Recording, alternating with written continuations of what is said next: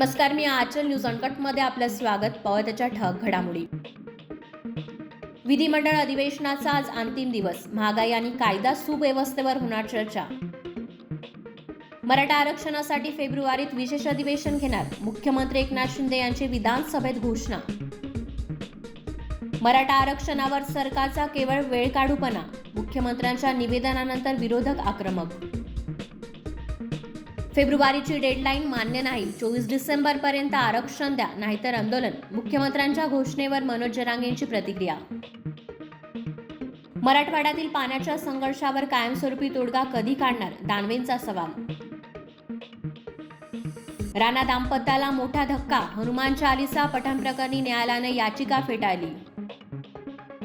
मल्लिकार्जुन खरगेंना पंतप्रधान पदाचे उमेदवार जाहीर करा. ममता बॅनर्जींचा इंडिया आघाडी बैठकीत प्रस्ताव.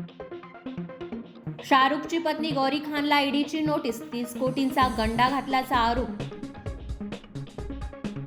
विद्युत जामवालच्या क्रॅक सिनेमाचा टीजर प्रदर्शित. दक्षिण आफ्रिकेने गकेबहरा येथे झालेल्या दुसऱ्या वनडे सामन्यात भारताचा 8 गडी राखून केला पराभव. धन्यवाद.